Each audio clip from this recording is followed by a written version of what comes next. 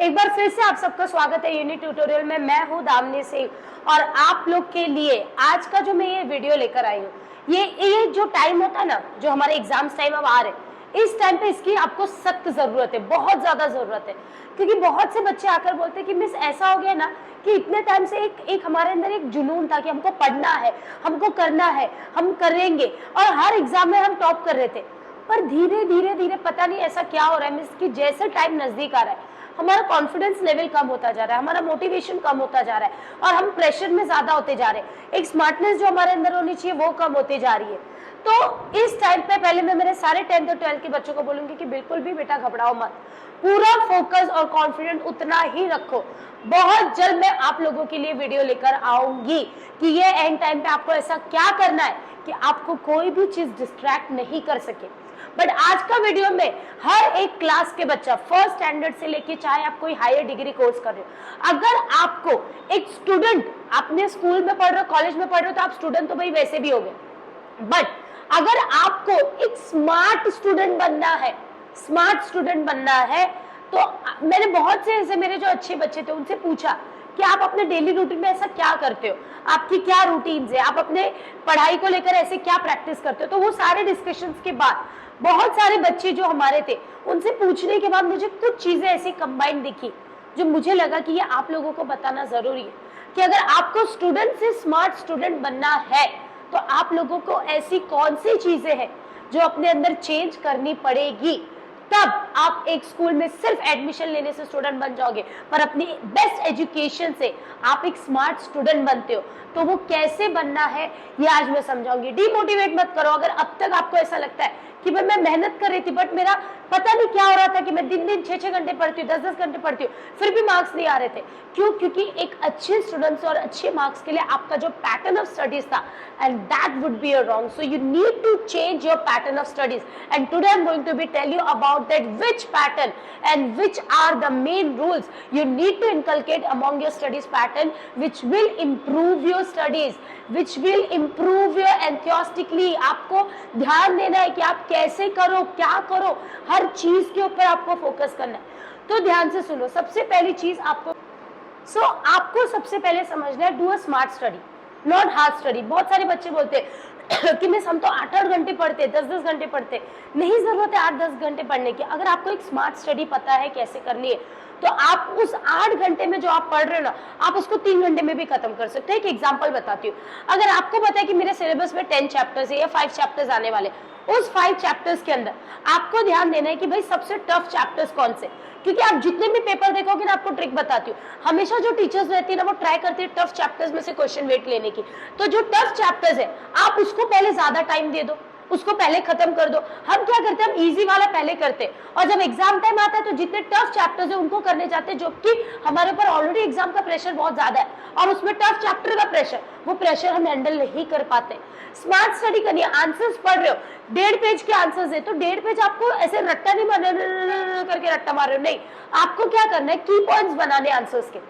अगर 1.5 पेज के तो 1.5 पेज में से 12 की पॉइंट्स बनाओ और उस की पॉइंट्स को समझो और फिर उस हिसाब से आंसर्स करो। तो सबसे पहले आपको ट्राई करनी है कि स्मार्ट स्टडी करो। आपको समझ में आना चाहिए कि आपको कैसे करना है। आप अपना सिलेबस देखें, मैथ्स है, मैथ्स में अगर 2 प्रैक्टिस सेट आने वाले, अगर 2 चैप्टर्स आने वाले, तो 2 चैप्टर्स को टाइमली डिवाइड करो। कौन सा ज्यादा इंपॉर्टेंट है, किसका वेटेज, आपको वेटेज बताया जाता है, जो चैप्टर्स के वेटेज ज्यादा होते हैं उनको ज्यादा फोकस करो। लोअर क्लास में जो बच्चे होंगे 5th 6th 7th में, आपको अगर वेटेज नहीं पता है तो आप सबसे पहले अपने ऑब्जेक्टिव्स पे ध्यान दो कि पहले आप पूरा ऑब्जेक्टिव कवर कर लो कि वहां से एक भी मार्क्स आपके जाने नहीं चाहिए, फिर आप लॉन्ग आंसर्स पे गए। क्योंकि अगर आप 5th 6th 7th 8 तक देखते हो तो 50 मार्क्स के पेपर में आराम से 15-20 मार्क्स का आपका ऑब्जेक्टिव होता है, तो आप 25 मार्क्स का कर रहे हो, 25 मार्क्स ऐसे ही जाने दे रहे हो। तो स्मार्टली स्टडीज को करो, 8 घंटे 10 घंटे नहीं बैठने। अगर स्मार्टली करोगे, प्लान के साथ करोगे, तो 4 घंटे में आराम से 8 घंटे की चीज हो सकती है। नेक्स्ट चीज आपको क्या ध्यान देनी है, बिलीव करो। देखो, हम वही होते हैं जो चीज हम सोचते हैं और हम बनते। We are what we believe. अगर मैंने सोच लिया कि अरे भाई मेरे से तो पढ़ाई नहीं होने वाली है, ये मेरे बस की बात ही नहीं है, तो बेटा तुमने सोच लिया ना, तो that is what you are thinking about yourself and that is what you will become. So पहले आप अपने आप पे बिलीव करो। आप किसी भी सब्जेक्ट को लेकर बैठते हो तो घबराओ मत कि यार ये सब्जेक्ट तो बहुत टफ है, अभी कैसा होगा, ये तो मेरे से नहीं हो सकता, ये तो इतना रहता है। नहीं सोचना है तुमको, कुछ भी नहीं सोचना है। तुमको सिर्फ और सिर्फ अपनी स्टडीज के ऊपर ध्यान देना, सिर्फ और सिर्फ तुमको अपने आप पर विश्वास रखना है। खुद के ऊपर विश्वास करना स्टार्ट करो। Just believe in your self कि मैं कर सकता हूं। जब ऐश्वर्या राय और सुष्मिता सेन एक साथ गए थे मिस इंडिया कंपटीशन के लिए, तो जब वो कंपटीशन के लिए गए ना, तो ऐश्वर्या राय को देखने के बाद सुष्मिता सेन पीछे हट गई थी। तब उनकी मदर ने बोला कि बेटा जा, हारना है तो ये सोचना कि बहुत सुंदर और एक बहुत सुंदर लड़की के सामने हार के आई। बट आज सुष्मिता सेन ने उस टाइम पे अपने ऊपर बिलीव किया और वो विनर बनी थी, और उस टाइम पे Aishwarya Rai first runner up I थी। तो आप समझ सकते हो कि बिलीव करना क्या होता है। तुम बिलीव करो अपने आप पे, हार नहीं माननी है, बिल्कुल भी नहीं। हमारा कोई भी सिचुएशन है, दुनिया में पागल बोलती है, दुनिया में बोलती है तो कुछ नहीं कर सकता। अरे दुनिया के बोलने से तुम नहीं चलो, तुम खुद पे विश्वास रखो कि तुम क्या हो, तुम्हारी कैपेबिलिटी क्या है, तुम कितना कर सकते हो, तुम्हारी स्टडीज कितनी तुम बेस्ट कर सकते हो। बस उस पर ट्रस्ट रखो और उस हिसाब से अपने आप पे विश्वास करो। खुद पे विश्वास कर लिया तो बंदा हर जग जीत लोगे, और खुद पे विश्वास नहीं है तो छोटी सी जंग भी इतनी बड़ी लगेगी कि हथियार छोड़ के निकलना ही पड़ेगा तुमको, क्योंकि तुमने खुद पे विश्वास नहीं रखा। खुद पे विश्वास था तभी तो रामायण राम जी जीत कर आ गए थे रावण की इतनी बड़ी लंका में एक छोटी सी सेना को लेकर। खुद पे विश्वास था तभी 5 पांडव जो थे, जिनके सामने जो कौरवों के साथ श्री कृष्ण की पूरी सेना थी, उनको तक हरा दिया। कैसे हुआ ये? सिर्फ और सिर्फ विश्वास। खुद पे विश्वास करो। नेक्स्ट चीज आपको ध्यान में रखनी है, embrace challenge and go stronger. देखो हमेशा याद रखो, हमें ना कुछ चीजें, you have to get out of your shell. जो आपका शेल है ना, जिसके अंदर आप बैठे हो, you need to get out of your shells. अगर आप उस शेल्स के अंदर रह जाओगे ना, आप कुछ नहीं कर पाओगे। सच बता रही, कुछ नहीं कर पाओगे। हमेशा अपने कंफर्ट जोन से बाहर आओ। अगर आप कंफर्ट जोन से बाहर आओगे तो ही सक्सेस मिलता है। अगर मेरे को पसंद है कि मेरे को बिल्कुल नहीं पसंद है, मैं सोचती हूँ मैं दिन भर सोती रहूं, हेल्थ इश्यूज चलती है, तबियत खराब चलती है, हाई मेडिसिन लेने पड़ते हैं, फिर सोचती हूँ नहीं जाती हूँ। पर अगर नहीं जाऊंगी तो जो सक्सेस चाहिए वो मुझे नहीं मिलेगा। तो अगर मुझे सक्सेस चाहिए तो जो मेरा कंफर्ट जोन है, मेरा कंफर्ट जोन है मुझे घर में रहना है, मेरी फैमिली के साथ रहना है, मुझे मोबाइल्स देखने, टीवी देखने, मेरा कंफर्ट जोन है। पर अगर मैं ये करूंगी तो जो सक्सेस मुझे चाहिए वो मुझे नहीं मिलेगा। तो अपने आप को चैलेंज करो। फिजिक्स टफ है, मैथ्स टफ है, ईवीएस नहीं हो रहा है, टफ है, करके दिखाना है। आपका कंफर्ट जोन है कि आप ईवीएस 1 ईवीएस पढ़ रहे हो तो पर मैथ्स नहीं हो पाता। यार कुछ बच्चों का मैथ्स कंफर्ट जोन होगा पर थियरी नहीं होता है। आपको अगर आपका कंफर्ट जोन मैथ्स है तो ज्यादा से ज्यादा टाइम अपने कंफर्ट जोन से बाहर आके थियरीज पे दो। अगर आपका कंफर्ट जोन थियरी सब्जेक्ट्स है तो ज्यादा से ज्यादा टाइम अपने थियरी सब्जेक्ट से निकलो। अगर अपने कंफर्ट जोन से बाहर आओगे तो ऐसे सक्सेस को पकड़ने वाले हो। पर अगर कंफर्ट जोन में बंद करके अपने शहर में रहोगे, आराम से सोना है, मोबाइल देखना है, 4 लोगों से बैठ के बात करनी है, तो बेटा ऐसे लोग कभी लाइफ में सक्सेस नहीं मिलता है। अगर हम 2021 के इयर्स तक हो गए और तब तक हमारे पास काम नहीं है, हम फोन्स देख रहे हैं, हम 10-10 11-11 बजे तक सो रहे हैं, हम बस अपने चिट चैट से, अपने रील्स में, इंस्टाग्राम में बिजी है, आप कुछ नहीं कर पाओगे लाइफ में। आपको जो अच्छा लगता है वो आपको नहीं करना है। प्रोफेशनली काम करने के लिए करो। मतलब अगर आपको अच्छा लगता है मुझे डांसिंग, तो उस डांसिंग के लिए 100% देना। आपको अच्छा लगता है कि भाई म्यूजिशियन बनना है, उसके लिए 100% देना। पर उस प्रैक्टिस के लिए दिन भर रात की नींद, सुबह की मेहनत आपको डबल करनी है। नींद को गायब करना पड़ेगा।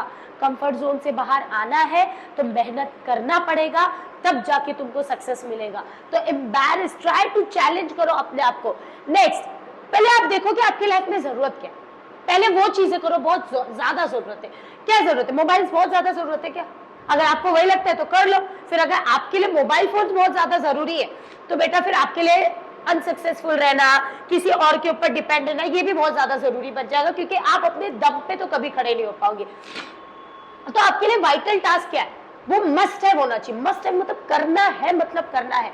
तो पढ़ाई मेरे लिए इंपॉर्टेंट है, मेरे पेरेंट्स इतना पैसा डालते हैं, इतनी मेहनत करते हैं, तो ये मेरे लिए मस्ट है, पहले उस चीज को करो। Should have, important but not mandatory task, जरूरी है पर इतना इंपॉर्टेंट नहीं है। फिर आप अपने सेकेंड लिस्ट में उसको रखिए। पहले जो जरूरी है अपने डेली रूटीन में उस काम को ज्यादा टाइम दीजिए। ऐसी चीज जो जरूरी है पर अगर नहीं भी होगी तो चल जाएगी, तो आप उसको भी थोड़ा टाइम दीजिए। थर्ड चीज, जो एसेंशियल नहीं है बट आपको करना अच्छा लगता है, तो उस चीज को कम टाइम दीजिए। मतलब आपको मोबाइल फोन चलाना जरूरी नहीं है, बट फिर आपको अच्छा लगता है तो चलाओ, लेकिन 24 घंटे के अंदर अगर आप 6 घंटे 7 घंटे मोबाइल फोन चला रहे हो तो भाई आप ये एक तरीके से शुड हैव वाला काम कर रहे हो। इतना टाइम आपको शुड हैव को देना है और अपने 8 से 10 12 घंटे आपको मस्ट हैव को देना है। इसको ज्यादा से ज्यादा 1 घंटा 1.5 घंटा, इससे ज्यादा टाइम नहीं देना है। वुडन टाइम, वो टास्क जो बिल्कुल भी जरूरी नहीं है उसको निकाल के फेंक दो।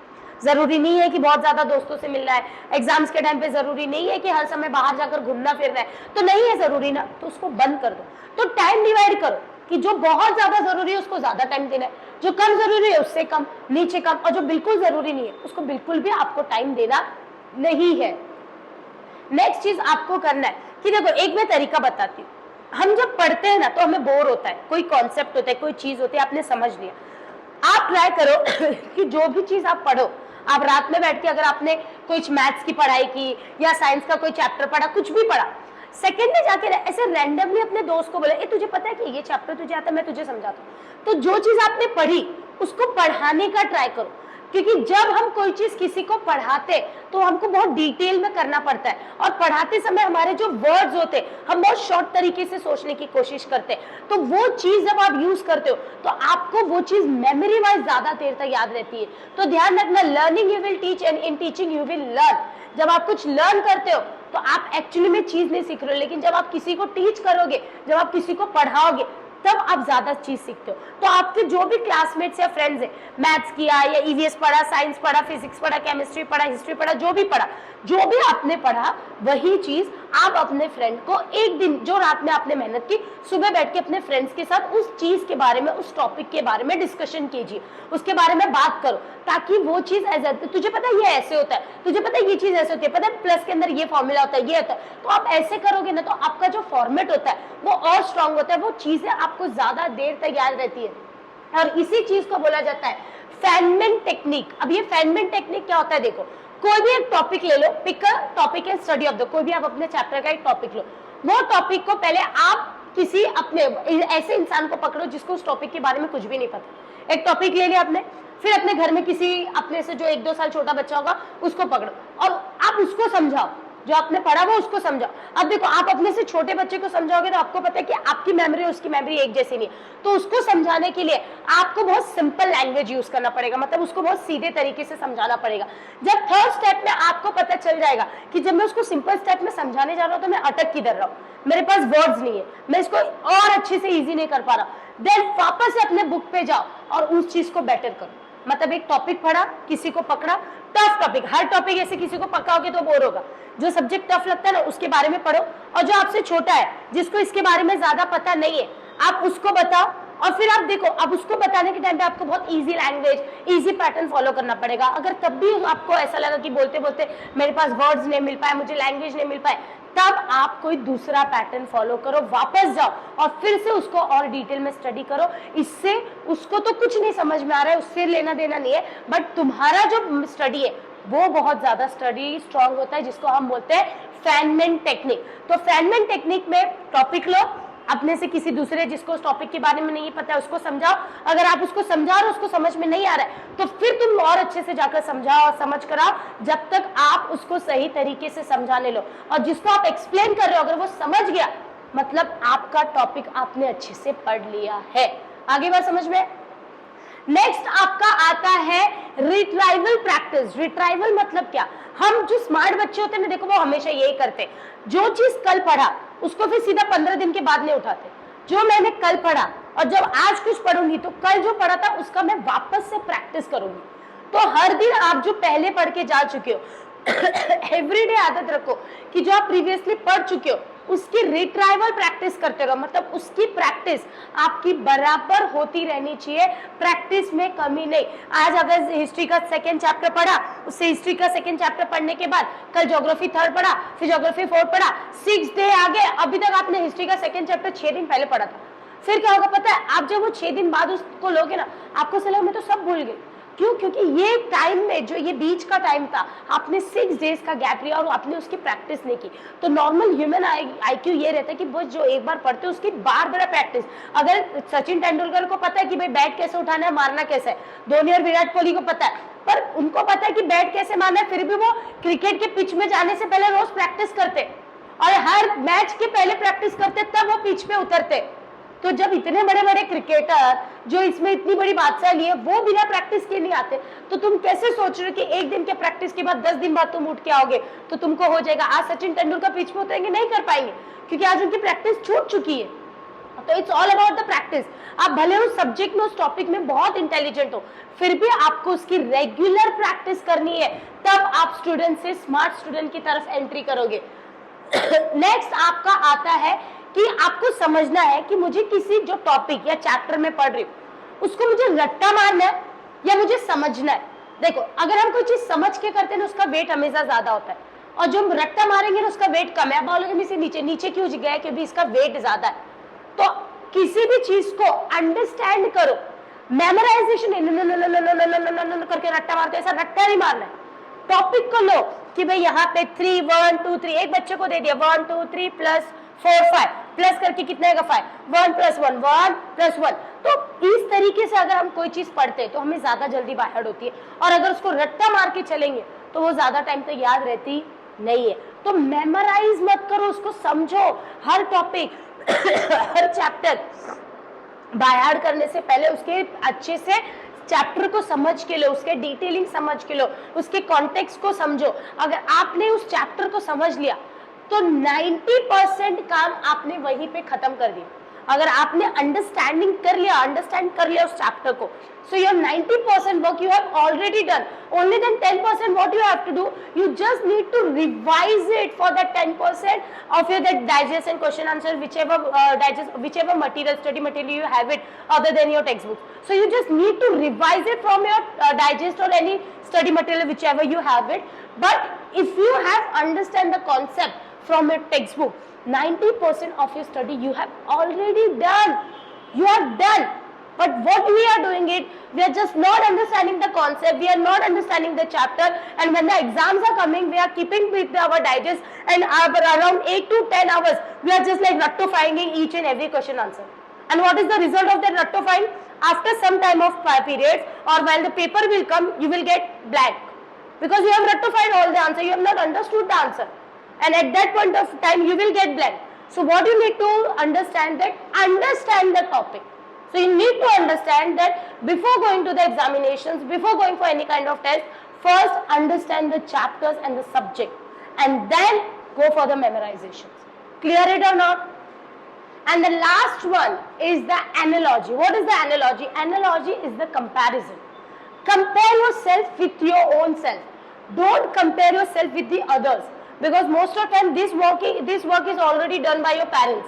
Because your parents almost every time telling you, यार उसका मार्क्स देख कितना आ रहा है और तू देख क्या कर रहा है. So let them do that work. They are already doing it. Because they are getting 90 marks, you are getting 70 marks. What the hell are you doing it? You are just wasting our money, and all these kinds of dialogues you are already listening at your home. So what you need to understand, you need to analyze. Analogy is what? Compare yourself. Suppose first test you have given. In first test, out of 50 marks, you score 24 marks. Okay. Then when you are going for your class test, I am telling you about, and when you are going for your second test, you need to keep yourself motivated that in first test I got 50 out of 24, so anyhow I have in my second test I have to score more than 30%. So try to challenge yourself. Compare yourself with your own self. Don't compare yourself with the others. Oh, I get 24 and he got 30. At that moment you will get demotivated because you are comparing yourself with the others. That person has a different capability and you have a different capability. So you need to understand your capability and you need to understand your potential, that what is my last extent. If I am giving the 50 marks of paper, so my last extent which I can reach is around 40 marks. After that I cannot get it, because if I do any hard work, it's impossible for me to get that 40 marks, more than 40 marks. So just do the 200% of your hard work till the time you get that 40 marks. Are you understanding it or not? So try to compare yourself with your own self. Don't compare yourself with the others. I'm telling you that let your parents do that work. They are already doing it that. Clear. So हमेशा अपने आप को दूसरे से compare करना नहीं है। ये कुछ ऐसे बेसिक्स आपको स्टेप्स बताए जिससे आप एक स्टूडेंट से एक स्मार्ट स्टूडेंट बन सकते हो। मोटिवेटेड रहो, खाओ पियो, अपने पे विश्वास करो, किसी का सुनना नहीं है। समझ में आ रही है बात? तो अपने आप को अगर एक स्टूडेंट बनाकर जियोगे तो सक्सेस नहीं मिल पाएगी। अगर स्मार्ट स्टूडेंट बनोगे तो बेटा जैसे तुम धीरे धीरे स्टेप चढ़ोगे ना, तुमको सक्सेस ऐसे दौड़ते हुए आते हुए दिखेगी। तो सक्सेस को अपने पास लाना है। बार बार भाग के उसके पास जाओगे तो वो और आगे जाएगी। और स्टूडेंट ऐसे होता है, भागता रहता है, सक्सेस और आगे भागेगा, वो आएगा ही नहीं तुम्हारे पास। तुमको बुलाना है, आ भाई, उसको मजबूर करना है कि तुम्हारे पास सक्सेस को आना है। और उसके लिए सबसे बड़ी चीज अभी भी बोल रही हूँ, हमको हमारे कंफर्ट जोन से निकलना पड़ेगा। कंफर्टली मुझे पसंद है मैं दिन भर घर में रहूं, मुझे पसंद है मैं 10 बजे तक उठूं। अगर मेरा बॉडी बोलता है 10 बजे तक सो, तो मुझे 6 बजे उठना है। मैं मेरी बॉडी की सुनूंगी नहीं, क्योंकि वो मेरा बॉडी जो बोल रहा है वो मेरे कंफर्ट की बात कर रहा है, और मैं कंफर्ट की बात नहीं करूं, मुझे सक्सेस की बात करनी है। तो सक्सेस के लिए हार्ड वर्क, मेहनत करना है, अचीव कुछ करना है, तो पूरा ध्यान देना। और जो भी मैंने आपको रूल्स बताए ये मैं आपको देती हूँ 21 डेज का चैलेंज। 21 डेज आप यही चीजें पढ़ना, किसी को एक्सप्लेन करना, शॉर्ट नोट्स बनाना, चैप्टर को समझना, 21 डेज चैलेंज दे रही हूँ, करके देखो। नहीं आपके पास इंप्रूवमेंट हुआ तो दामिनी मिस का चैनल भी इधर ही है, और कमेंट बॉक्स भी आप लोगों के कमेंट्स के लिए ओपन है। तब तक चैनल को लाइक, शेयर एंड सब्सक्राइब करो। Thank you.